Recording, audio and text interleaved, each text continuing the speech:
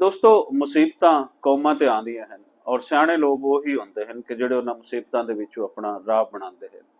ਪੰਜਾਬ ਤੇ ਅੱਜ ਕੱਲ ਇੱਕ ਵੱਡੀ ਮੁਸੀਬਤ ਹੜ੍ਹਾਂ ਦੀ ਸ਼ਕਲ ਦੇ ਵਿੱਚ ਆਈ ਹੋਈ ਹੈ, ਜਿੰਦੇ ਵਿੱਚ ਲੋਕਾਂ ਦੇ ਨਾਲ ਨਾਲ ਇਬਾਦਤਗਾਹਾਂ ਵੀ ਮਹਿਫੂਜ਼ ਨਹੀਂ ਰਹੀਆਂ। ਬਾਕੀ ਮੰਦਰ, ਮਸੀਤਾਂ, ਗੁਰਦੁਆਰਿਆਂ, ਚਰਚਾਂ ਦੇ ਨਾਲ ਨਾਲ ਦਰਬਾਰ ਸਾਹਿਬ ਕਰਤਾਰਪੁਰ ਦਾ ਡੁੱਬਣਾ, ਉਹਦੇ ਮੰਜ਼ਰ ਦੇਖ ਕੇ ਹਰ ਪੰਜਾਬੀ ਦਾ ਦਿਲ ਦੁਖਿਆ ਔਰ ਉਸ ਤੇ ਵੱਖ-ਵੱਖ ਵੀਡੀਓਜ਼ ਵੀ ਲੱਗੀਆਂ, ਵੱਖ-ਵੱਖ ਫੇਸਬੁੱਕ ਤੇ ਪੋਸਟਾਂ ਵੀ ਲੱਗੀਆਂ।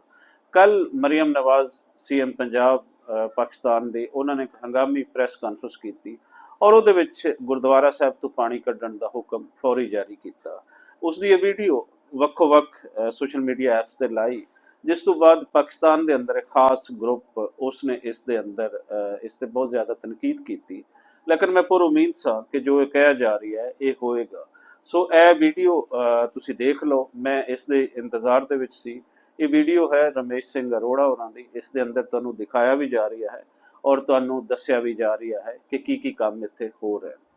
ਦਾਸ ਸਰਦਾਰ ਰਮੇਸ਼ ਸਿੰਘ ਅਰੋੜਾ, ਪ੍ਰਧਾਨ ਪਾਕਿਸਤਾਨ ਸਿੱਖ ਗੁਰਦੁਆਰਾ ਪ੍ਰਬੰਧਕ ਕਮੇਟੀ। ਜੀ ਕੱਲ ਆਪਾਂ ਤੁਹਾਡੇ ਨਾਲ ਸ਼ੇਅਰ ਕੀਤਾ ਜਦੋਂ ਇਸ ਪਵਿੱਤਰ ਸਥਾਨ ਦਰਬਾਰ ਸਾਹਿਬ ਸ੍ਰੀ ਕਰਤਾਰਪੁਰ ਸਾਹਿਬ ਅਸੀਂ ਹਾਜ਼ਰ ਹੋਏ ਔਰ ਜਿਸ ਜਗ੍ਹਾ ਤੇ ਮੈਂ ਖੜਾ, ਇਸ ਜਗ੍ਹਾ ਤੇ ਅਸੀਂ ਬੋਟ 'ਚ ਬੈਠ ਕੇ, ਕਸ਼ਤੀ 'ਚ ਬੈਠ ਕੇ ਅਸੀਂ ਜਿਹੜੇ ਸਾਡੇ ਗ੍ਰੰਥੀ, ਯਾਤਰੂ ਸਾਹਿਬਾਨ, ਇੱਥੋਂ ਦੇ ਸੇਵਾਦਾਰ ਸਾਰੇ ਫਸੇ ਹੋਏ ਸਨ ਸਾਹਮਣੇ ਪਿਛਲੀ ਬਿਲਡਿੰਗ 'ਚ ਉਹਨਾਂ ਲੈਣੇ ਵਾਸਤੇ। ਜਿਸ ਜਗ੍ਹਾ ਤੇ ਮੈਂ ਖੜਾ, ਇੱਥੇ ਕੱਲ 6 ਫੁੱਟ ਪਾਣੀ ਸੀ।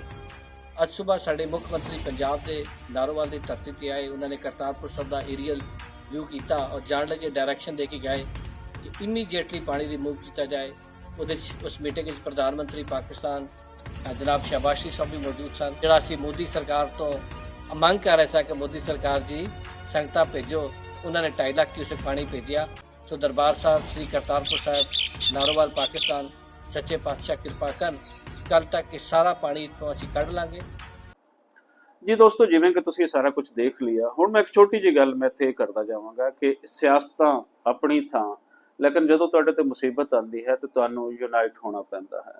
ਸਿਆਸਤਾਂ ਆਪਣੀ ਥਾਂ, ਜਦੋਂ ਤੁਹਾਡੇ ਤੇ ਆਉਂਦੀ ਹੈ ਤੇ ਤੁਹਾਨੂੰ ਉੱਥੇ ਇਨਸਾਨੀਅਤ ਨਹੀਂ ਛੱਡਣੀ ਚਾਹੀਦੀ।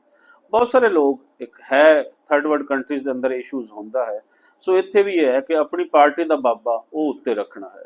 ਸੋ ਇੱਕ ਗਰੁੱਪ ਜਿਹੜਾ ਇਮਰਾਨ ਖਾਨ ਲਵਰਸ ਹੈ, ਉਹ ਹਰ ਮਾਮਲੇ ਦੇ ਵਿੱਚ ਜਿੱਥੇ ਮਰੀਮ ਨਵਾਜ਼ ਦਾ ਨਾਮ ਆਏਗਾ, ਜਿੱਥੇ ਸ਼ਹਿਬਾਜ਼ ਸ਼ਰੀਫ ਦਾ ਨਾਮ ਆਏਗਾ, ਉੱਥੇ ਉਹਨਾਂ ਨੇ ਉਸ ਤੇ ਨੈਗੇਟਿਵਿਟੀ ਫੈਲਾਣੀ ਹੁੰਦੀ ਹੈ। ਮੇਰਾ ਇਹ ਮੰਨਣਾ ਹੈ, ਮੈਂ ਮਰੀਮ ਨਵਾਜ਼ ਦਾ ਮੈਂ ਵੋਟਰ ਸਪੋਰਟਰ ਬਿਲਕੁਲ ਨਹੀਂ, ਮੈਂ ਇਮਰਾਨ ਖਾਨ ਦਾ ਵੋਟਰ ਸਪੋਰਟਰ ਮੈਂ ਬਿਲਕੁਲ ਨਹੀਂ।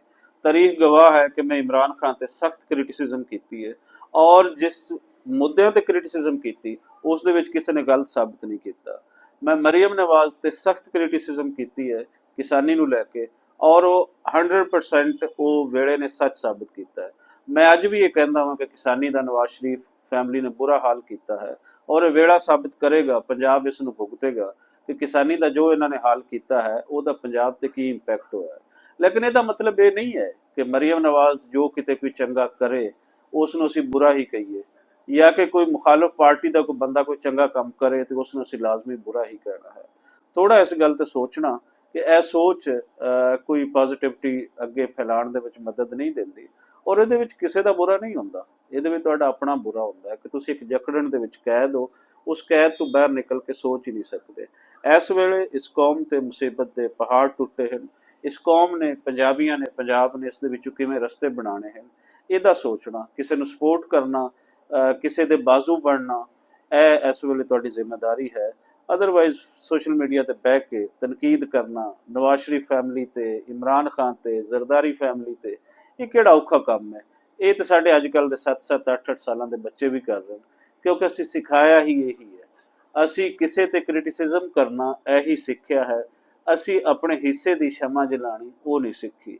ਸੋ ਵੇਖਣਾ ਇਹ ਕਿ ਤੁਸੀਂ ਇਸ ਵੇਲੇ ਪੰਜਾਬ ਦੇ ਬਾਂਹ ਬੇਲੀ ਕਿਵੇਂ ਬਣ ਸਕਦੇ ਹੋ, ਪੰਜਾਬੀਆਂ ਦੇ ਬਾਂਹ ਬੇਲੀ ਕਿਵੇਂ ਬਣ ਸਕਦੇ ਹੋ ਔਰ 10 ਸਾਲਾਂ ਬਾਅਦ, 15 ਸਾਲਾਂ ਬਾਅਦ ਆਪਣਾ ਤੁਸੀਂ ਇੱਕ ਕਿਰਦਾਰ ਜਦੋਂ ਤੁਸੀਂ ਦੇਖੋ ਤੇ ਤੁਹਾਨੂੰ ਇਸ ਤੇ ਫਖਰ ਹੋਵੇ, ਸ਼ਰਮਿੰਦਗੀ ਨਾ ਹੋਵੇ।